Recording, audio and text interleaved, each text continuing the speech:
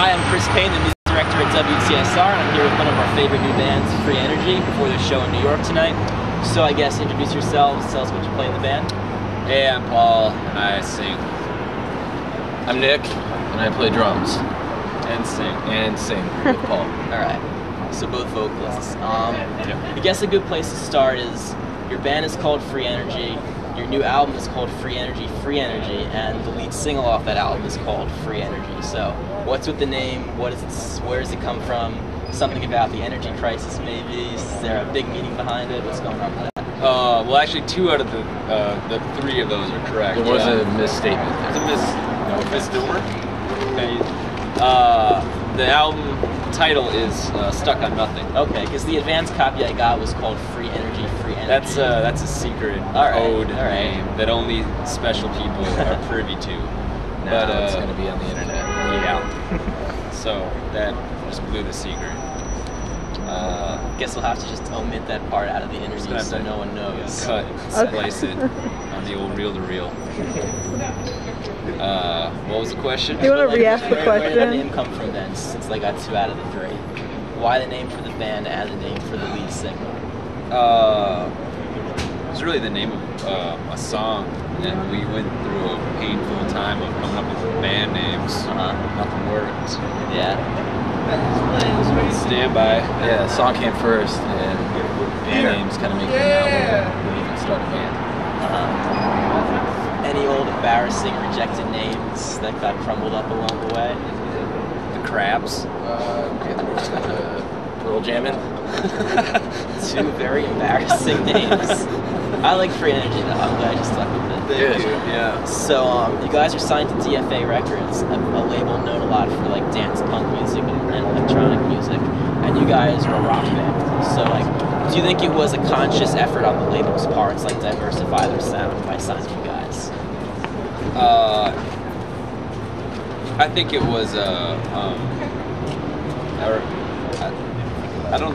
I think it was more a result of them wanting to just they're excited about the music because for whatever reason, you know, they think it's good, and it turns out that it was like rock music, but ultimately I think they listened to the production and the strength of the songs and what's being said and what's being expressed. Yeah, but obviously they're aware of people, you know, thinking it might not fit. Yeah, it's like not necessarily a deliberate move, but it's just about rounding out the type of music to build. Yeah. And so speaking of DFA Records, speaking of production, your debut album was produced by James Murphy of LCD Sound System and leader of DFA Records. So just what was it like working with James Murphy? Yeah, it was really fun. It was, it was just super fun. I don't know. Is he losing his edge? He lost his edge a long time ago, man. Whoa. It's over. Because now we're listening to Juicy Fruit commercials and Mike posts theme songs down in the studio. So, if James lost his edge, Free Energy doesn't really have an edge. It's really, our shit sounds like My Little Pony. But how do you think James like accustoms himself to being a guy who's used to producing a lot of electronic bands to working with a rock band?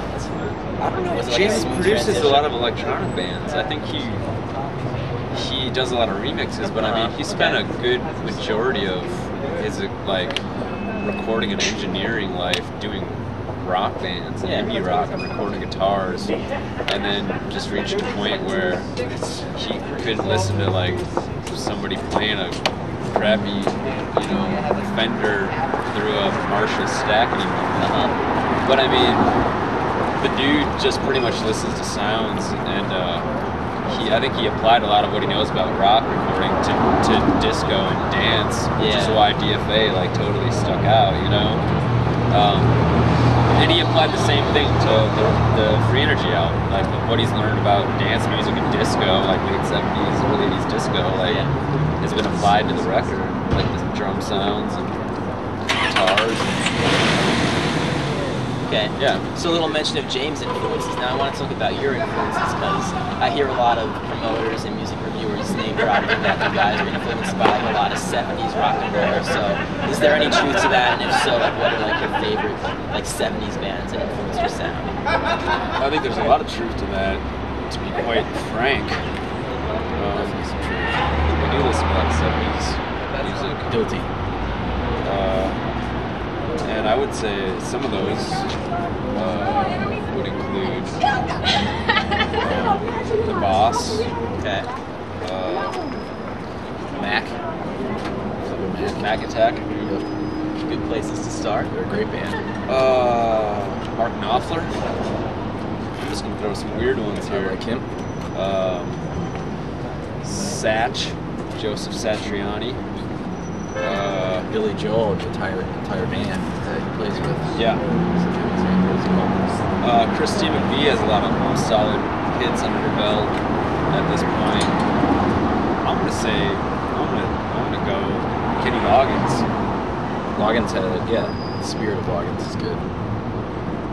Nice. And any like more current bands influencing the sound of Free Energy? I really like Black Eyed Peas. Really? Yes. My hums. Yeah, my hums, but I got that boom, boom, boom. I got that sonic. Yeah. I got that supersonic boom. Yep. And I got a feeling. Yeah. I don't know. How about you? That one kind of blows me away. Yeah. I haven't wrapped my head around that yet. Isn't will.i.am just the best rapper, the best producer, everything? Well, is it? I mean, Fergie, will.i.am, and what do you- those two other guys, Apple D-App or something. Yeah. Anyway, this interview is going a little off topic, so to close Potato. Yeah, to close things off, you guys are promoting your new record, which hasn't come out yet. And I know people like Aaron from Capitol and people like me and Melissa have heard the album already, but what is it like playing to an audience that largely hasn't heard the album yet, playing a lot of unfamiliar songs? Like what's that like? Yeah, that's a good question. It's a real crapshoot, to be honest.